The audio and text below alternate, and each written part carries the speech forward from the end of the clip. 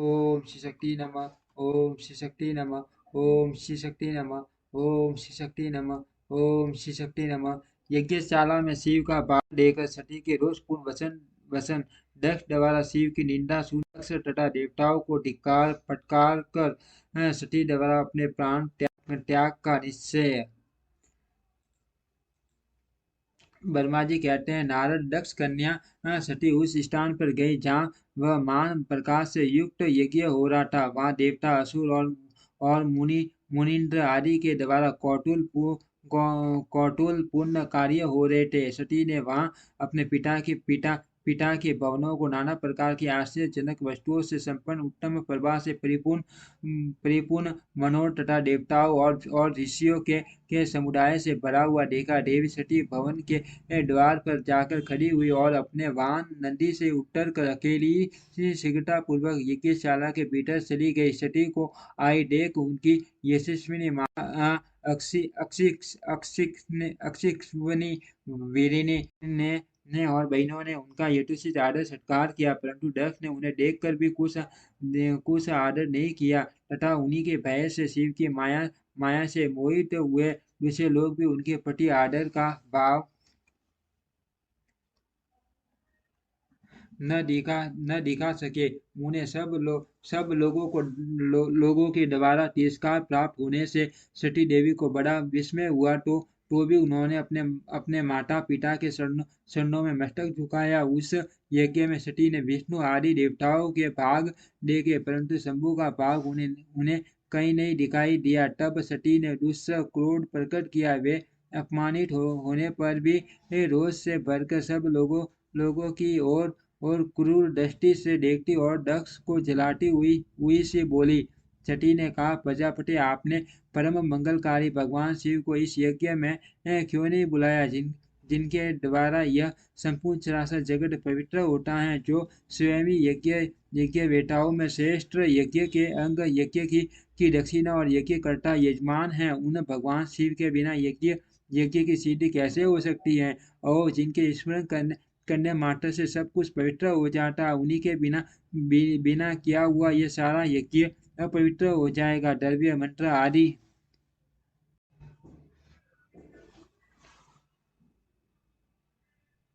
हव्य और काव्य ये सब जिनके स्वरूप है, उन्हीं भगवान शिव इस यज्ञ का आरंभ कैसे किया जा सकता है? क्या आपने भगवान शिव को सामान्य देवता समझ उनका अनादर किया है? आज आपकी बुद्धि भ्रष्ट हो गई है, इसीलिए आप पिता होकर भी मुझे अधम अधम जस रहे हैं। अरे ये विष्णु और ब्रह्मा आदि देवता तथा मुनि अपने प्रभु भगवान शिव के बिना इस यज्ञ में कैसे चले आए? ऐसा कहने के बाद शिव स्वरूपा परमेश्वरी सती ने भगवान विष्णु, ब्रह्मा, इंद्र आदि सब देवताओं को तथा समस्त ऋषियों को बड़े कड़े शब्दों में फटकारा। वर्मा जी कहते हैं, नारद इस प्रकार क्रोध से भरी हुई जगदम्बा सती ने वहां बैठी हड्डी से अनेक प्रकार की बातें कही। श्री विष्णु आदि समस्त देवता और मुनि जो वहां उपस्थित थे, सती की बात सुनकर चुप रह गए। अपनी पुत्री के वैसे वचन सुनकर कुपित हुए दक्ष ने सती की और क्रूर दृष्टि से देखा और इस प्रकार कहा। दक्ष बोले, भद्रे, तुम्हारे बहुत कहने से क्या लाभ? इस समय यहाँ तुम्हारा कोई काम नहीं है। तुम जाओ या ठहरो, यह तुम्हारी इच्छा पर निर्भर है। तुम जाओ। तुम यहाँ आई क्यों? समस्त विद्वान जानते हैं कि तुम्हारे पति श्री अमंगल रूप हैं। वे कुलीन भी ही नहीं वे कुलीन भी नहीं हैं, वेद से बहिष्कृत हैं और भूतों और प्रेतों तथा पिशाचों के स्वामी हैं। वे ही कुवेश धारण किए रहते हैं, इसीलिए रुद्र को इस यज्ञ के लिए नहीं बुलाया गया। बेटी, मैं रुद्र को अच्छी तरह जानता हूँ और जानबूझकर ही मैंने देव ऋषियों की सभा में उनको आमंत्रित नहीं किया है। रुद्र को शास्त्र के अर्थ का ज्ञान नहीं है। वे उद्दंड और दुरात्मा हैं। मुझ मूढ़ पापी ने वर्मा जी के कहने से उनके साथ तुम्हारा विवाह कर दिया था। अथ सुशी स्मृते, तुम क्रोध छोड़कर स्वस्थ शांत हो जाओ। इस यज्ञ में तुम आई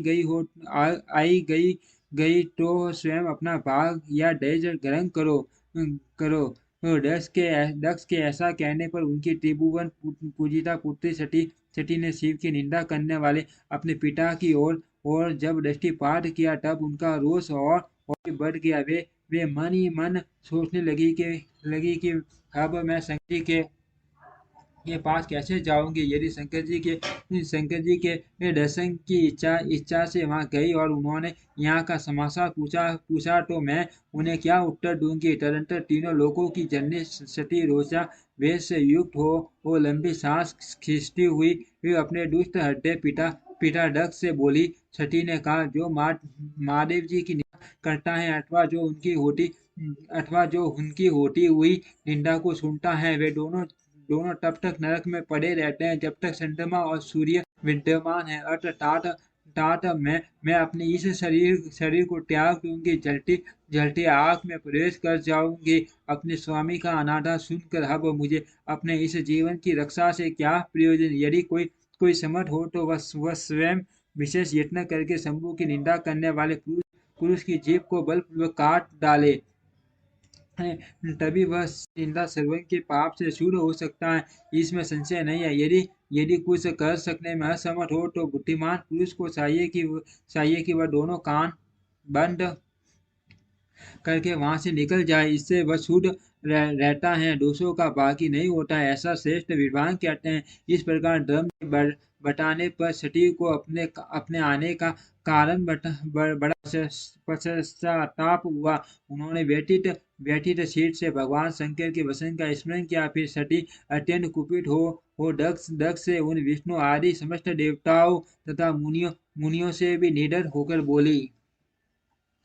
सती ने कहा, तात तुम भगवान शंकर के निंदक हो, इसके लिए तुम्हें पश्चाताप होगा। यहाँ भगवान दुख यहाँ मान दुख होकर अंत में तुम्हें यातना भोगनी पड़ेगी।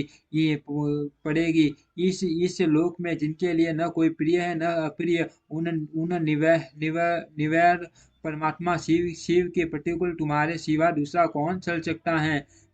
जो दुष्ट लोग हैं वे सदा ईर्ष्या पूर्वक यदि महापुरुषों की निंदा करे तो उनके लिए यह कोई आश्चर्य की बात नहीं है। परंतु जो महात्माओं के क्षणों की रज से अपने अज्ञात काल को दूर कर चुके हैं, उन्हें महापुरुषों की निंदा शोभा नहीं देती।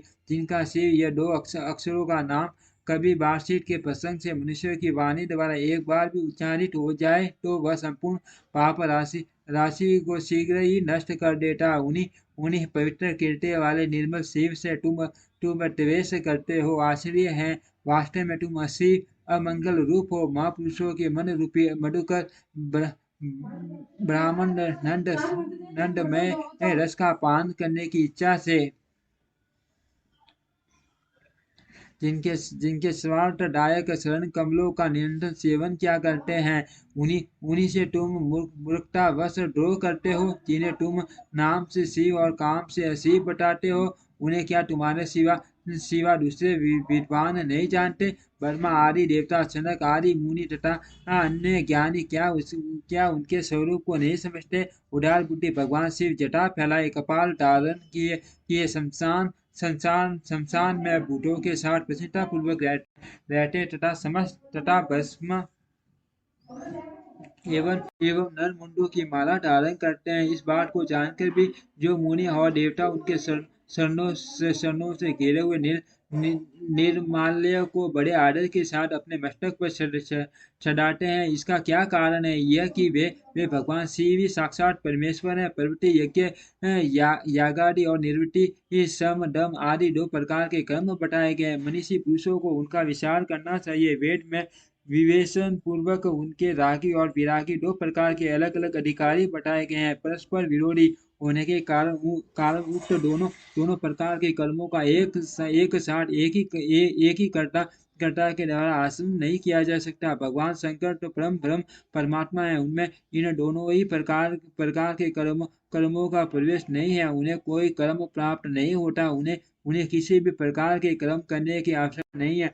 पिताजी, हमारा ऐश्वर्य अव्यक्त है, उसका कोई लक्षण व्यक्त नहीं है। सदा आत्मज्ञानी महापुरुष ही उसका सेवन करते हैं। तुम्हारे पास वह ऐश्वर्य नहीं है। यज्ञशालाओं में रहकर वहां के अन्न से तृप्त होने वाले मत लोगों को जो भोग प्राप्त होता है वह ऐश्वर्य बहुत दूर है। जो महापुरुषों की निंदा करने वाला और दुष्ट है, उसके जन्म को धिक्कार है। विद्वान पुरुष को चाहिए कि उसके संबंध को विशेष रूप से प्रयत्न करके त्याग दे। जिस समय भगवान श्री तुम्हारे साथ मेरा संबंध दिखलाते हैं, वे मुझे दाक्षायणी कहकर पुकारेंगे, उस समय मेरा मन सहसा अत्यंत दुखी हो जाएगा। इसीलिए तुम्हारे अंश से उत्पन्न हुए सदा सब के तुल्य गणित इस शरीर को इस समय मैं निश्चय त्याग दूंगी और ऐसा करके सुखी हो जाऊंगी। हे देवताओं और मुनियों, तुम सब लोग मेरी बात सुनो। तुम्हारे हट्टे में दुष्टता आ गई है। तुम लोगों का यह कर्म सर्वथा अनुचित है। तुम सब लोग मूढ़ हो, क्योंकि शिव की निंदा और कलह तुम्हें प्रिय है। अतः भगवान हर से तुम्हें इस कुकर्म का निश्चय पूरा दंड मिलेगा। ब्रह्मा जी कहते हैं, नारद उस यज्ञ में दक्ष तथा देवताओं से ऐसा कहकर सती देवी चुप हो गई और मन ही मन अपने प्राण वल्लभ शंभु का स्मरण करने लगी। ओम श्री शक्ति नमः। ओम श्री शक्ति नमः। ओम श्री शक्ति नमः। ओम श्री शक्ति नमः।